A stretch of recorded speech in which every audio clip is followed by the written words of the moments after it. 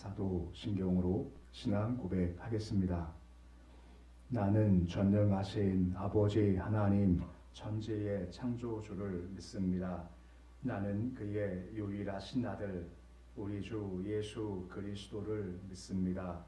그는 성령으로 잉태되어 동정녀 마리아에게서 나시고 본디오 빌라도에게 고난을 받아 십자가에 못 박혀 죽으시고 장사된 지 사흘 만에 죽은 자 가운데서 다시 살아나셨으며 하늘에 오르시어 전능하신 아버지 하나님 우편에 앉아 계시다가 거기로부터 살아있는 자와 죽은 자를 심판하러 오십니다.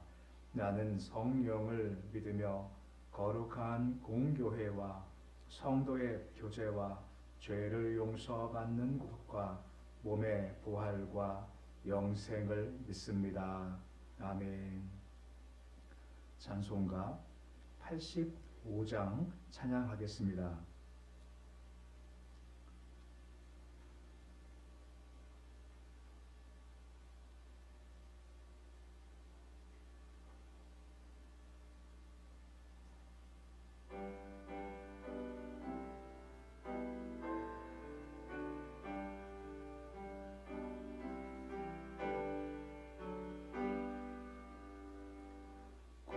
구주를 생각만 해도 이렇게 좋거든. 주 얼굴 배울 때야 얼마나 좋으랴. 만민의 구주 예수의 귀하신 이름은 전지에 있는 이름 주 비할 데 없도다. 참되게 아는 자에게 소망이 되시고 구하고 찾는 자에게 기쁨이 되신다. 예수의 넓은 사랑을 어찌 다 말하랴. 주 사랑 찾은 사람만 그 사랑 알도다.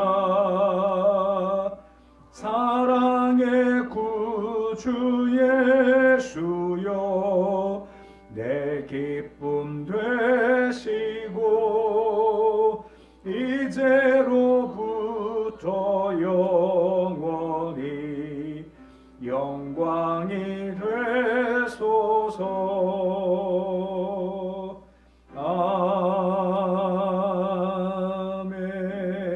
아멘. 382장 찬양하겠습니다.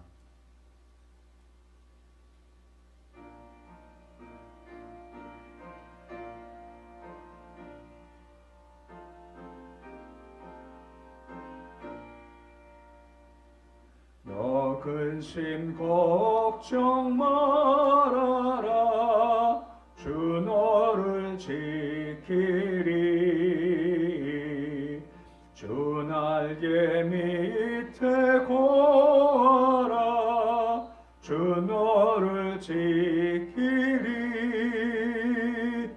주 너를 지키리. 아무 때나 어디서나 주 너를 지키리. 늘 지켜주시리.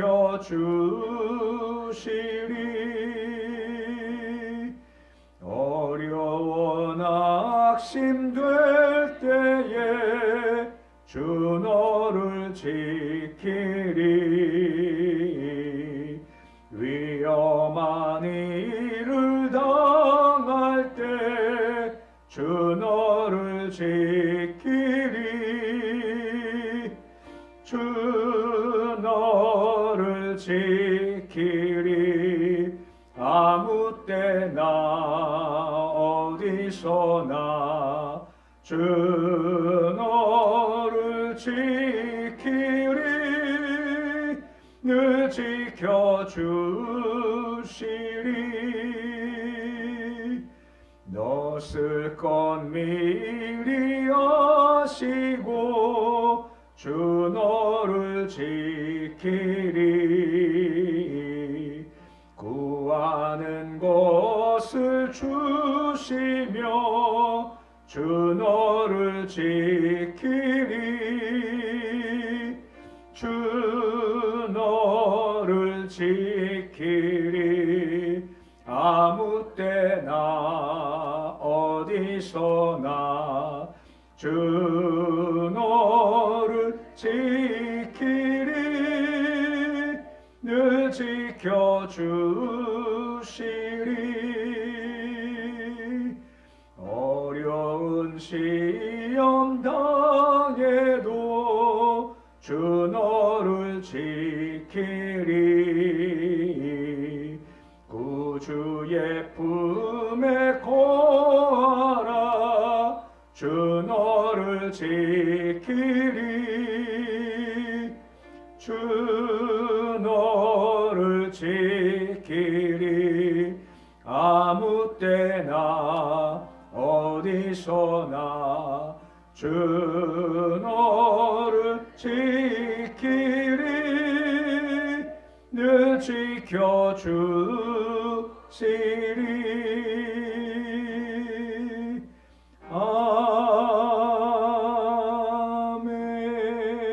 아멘. 오늘 말씀은 요한복음 1장 1절에서 5절까지의 말씀입니다. 요한복음 1장 1절에서 5절까지의 말씀입니다.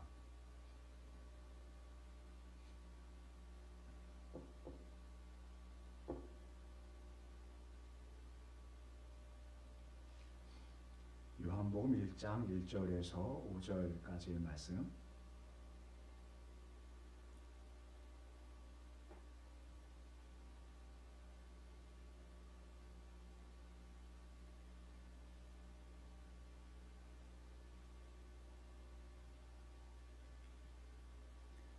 요한복음 1장 1절에서 5절까지의 말씀 우리 함께 봉독하겠습니다.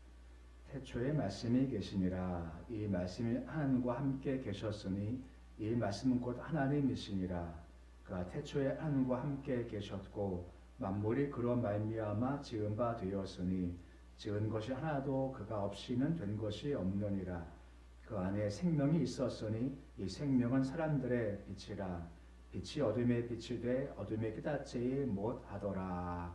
아멘. 어제 말씀을 드렸지만 요한복음 기록한 목적이 두 가지였었습니다. 어떻게 하나라고 할 수 있지만 먼저 예수를 믿는 것이 요한복음 목적이고 두 번째가 그걸 예수를 믿고 생명 곧 구원받는 것이 요한복음의 기록의 목적이다라고 되어져 있습니다. 그러면 필요한 것이 뭐냐면 예수를 믿고 구원받음이 목적인데 그럼 예수가 누구인지 아는 게 참 중요하다라고 하는 거죠. 그러니까 그 예수가 중요하다는 것이 뭔지를 계속해서 이제 말씀해 주는 것이 2절 이하 말씀이 계속해서 이어지고 있는 겁니다. 2절 말씀 보시면 다음과 같이 말씀이 이어지고 있습니다. 2절인데 2절 말씀 같이 읽어 보시겠습니다. 그가 태초에 하나님과 함께 계셨고 라고 하지요. 유대 문학에서는 반복을 통해서 강조하는 것이 많이 쓰이죠. 1절 말씀과 거의 같은 의미를 담고 있는 말씀 바로 2절이고 반복하며 강조하고 있는 겁니다. 태초라는 것은 어제 우리가 보았지만 그 시작이 언제인지 우리가 알지 못하는 바로 그때 시간적으로 우리가 언제인지 모르는 그때를 가리킨다라고 하는 것이 그때 하나님과 함께 계셨다라고 하는 것이죠. 바로 예수님의 선제성이다라고 하는 겁니다. 어느 순간 피조가 된 분이 아니라 처음부터 하나님과 함께 계신 하나님과 동등한 분이다 하며 예수님의 신성을 강조한다라고 하는 겁니다. 이게 왜 중요한가 하면 예수께서 공생애 때 많은 기적을 행하시지 않습니까? 근데 우리는 기적이지만 예수님은 그것이 당연하다라고 하는 것입니다. 왜 그렇습니까? 만물의 주인이시기에 그 너무 당연하다라고 하는 거죠. 귀신 쫓아내시고 병 고치시고 기적을 행하심이 당연한 것이 하나님의 천지를 창조하실 때 말씀으로 창조하시지 않습니까? 예수께서 말씀하실 것이 바로 곧 현실화된다라고 하는 것입니다. 이게 우리가 믿는다라고 하는 거죠. 예수님 바로 그런 분이시다. 사람이 아니시고 그런 분이시기에 말씀하시면 이루시는 분이다. 그 이유가 뭐냐? 하나님과 함께 계신 분, 태초부터라는 것을 강조해 주는 말씀이 이어지고 있는 겁니다. 3절 말씀은 계속해서 예수님의 사역에 대해서 말씀해 주고 있는 거죠. 우리 3절인데 말씀 같이 읽어 보시겠습니다. 만물이 그로 말미암아 지은 바 되었으니 지은 것이 하나도 그가 없이는 된 것이 없느니라 라고 말씀해 주고 있습니다. 만물이 그로 말미암아 지은 바 되었다라고 말씀해 주고 있습니다. 지은 바 되었다는 것은 지은 분이 계시다라고 하는 거죠. 하나님께서 지으셨고 나머지는 전부 다 지음받은 존재라고 하는 것이죠. 그 반대가 무엇입니까? 반대가 바로 진화론이라고 하는 거죠. 그러니까 진화론 처음 시작이 뭔지 아시죠? 빅뱅이라고 하죠. 큰 폭발이 생겨가지고 그때 생명이 막 시작됐다 하는 것이 보통 설명하는 진화론의 처음 시작이지 않습니까? 근데 왜 폭발이 생겼을까? 폭발할 때 뭐가 있었을까? 전혀 알지 못합니다. 그냥 이것도 그냥 다 가설이고 설명이 안 되는 거죠. 그게 참 복잡해요. 빅뱅이 있었다, 뭐가 튀어나왔다, 뭐가 됐다, 참 복잡하지 않습니까? 근데 우리는 참 간단합니다. 우리는 한마디면 돼요. 하나님께서 모든 만물을 지으셨다. 그러면 다 끝난다라고 하는 것이죠. 하지만 세상은 그렇지 않고 참 복잡하다라고 하는 것입니다. 과거, 현재, 미래 많은 것 존재하지만 전부 다 하나님의 창조물이다 하는 사실을 강조해주고 있는 겁니다. 철학을 배울 때 가장 처음 배우는 것이 그리스 철학에서 배우는 것이 뭐냐, 만물의 근원이 뭐냐 하는 것을 많이 얘기를 해요. 어떤 사람은 물로 시작이 되었다라고 하는 겁니다. 그 물로부터 다 시작됐다 얘기하고, 어떤 철학자는 아니야, 공기가 시작점이야 라고 합니다. 어떤 사람은 불이 시작이야 라고 얘기해요. 어떤 사람은 빛과 어둠의 시작이야 라고 얘기를 하는 거죠. 뭐 그럴 수 있습니다. 근데 한 가지 질문하는 겁니다.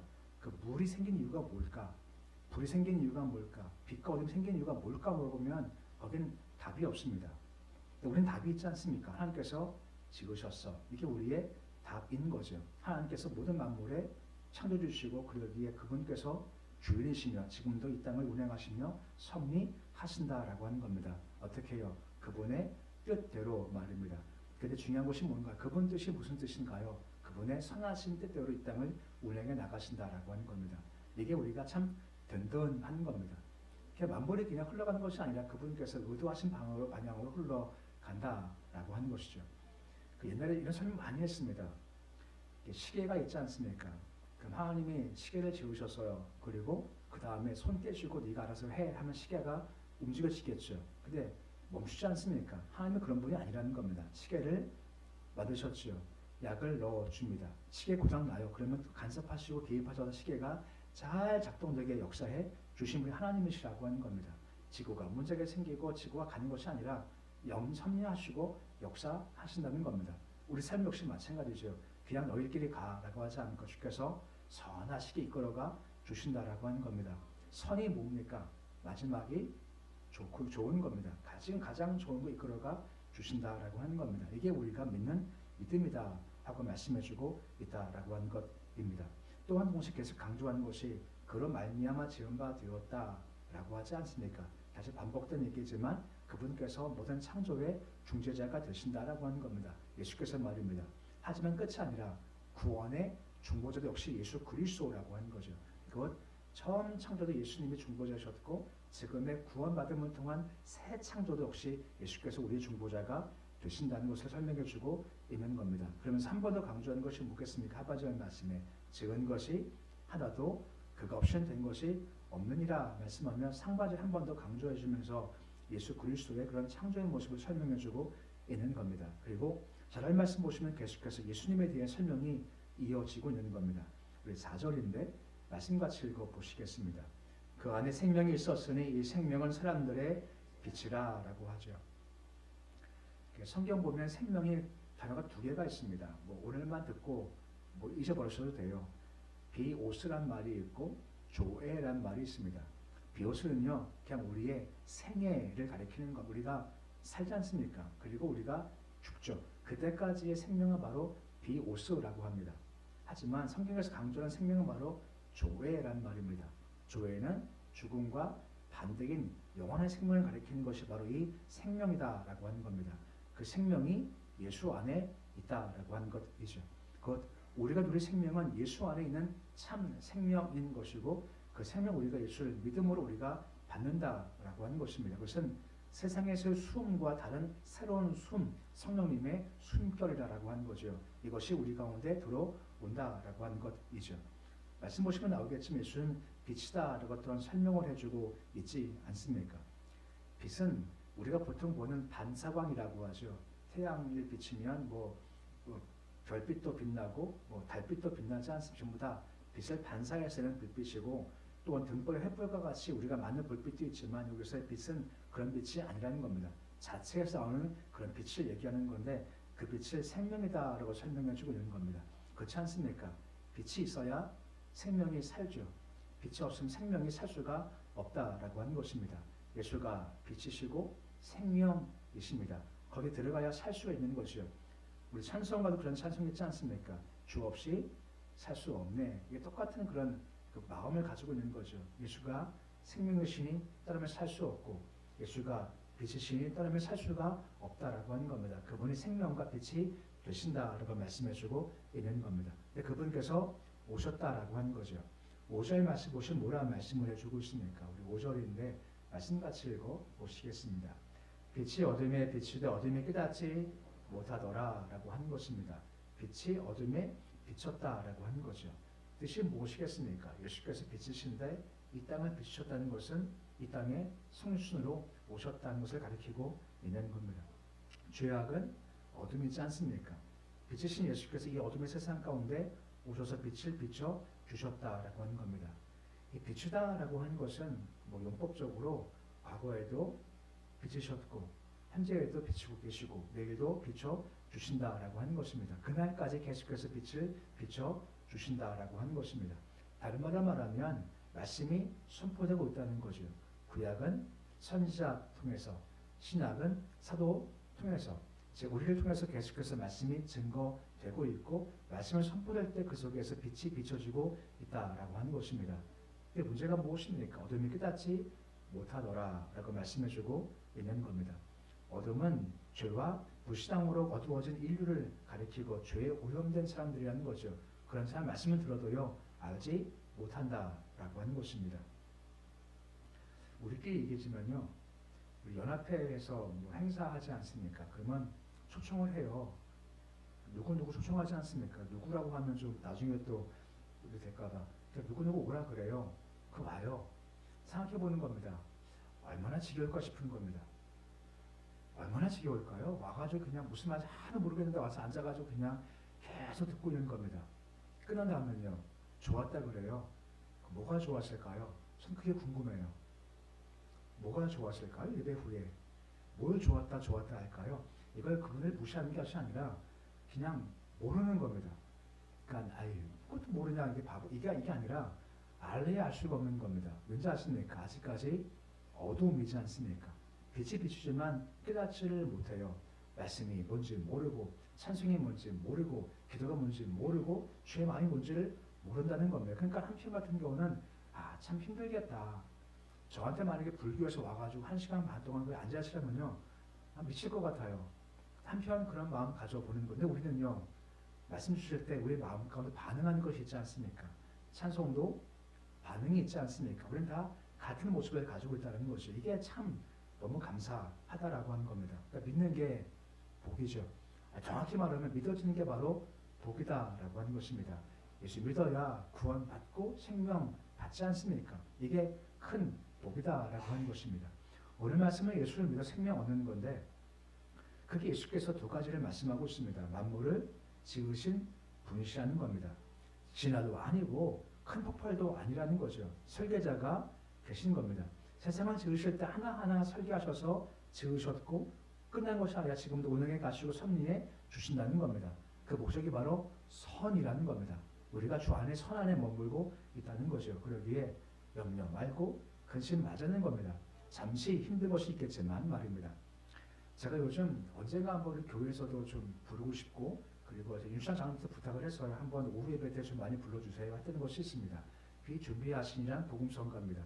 이 147편 8절 말씀 가진 건데, 구름이 있습니다. 근데 구름이 있으면 그 속에 비를 머금고 있지 않습니까? 이거 나중에 얘기할 때는요, 처음 들은 것처럼 반응해 주세요. 인생이 먹구름 같아. 좋지 않지 않습니까? 근데 먹구름 속에 무엇이 있나요? 비를 머금고 있지 않습니까? 이게 은혜죠. 그러니까 비는 은혜지 않습니까? 인생이 먹구름 같아. 하지만 걱정하지 말라는 겁니다. 주께서 비를 준비하신다라고 하는 겁니다. 왜요? 주께서 섭리하시기 때문에. 이걸 믿을 때 우리가 먹구름 같지만 근심하지 염려하지 않습니다. 왜요? 비가 있고 은혜가 있기 때문에 이것을 우리가 알아볼 수 있다는 겁니다. 또한 예수님은 생명과 빛이십니다. 또는 살 수가 없다라고 하는 거죠. 그렇게 가까이 가야 살고 믿어야 사는 거죠. 세상은 도대체 알지 못합니다. 이해도 못해요. 우리는 반응하지 않습니까?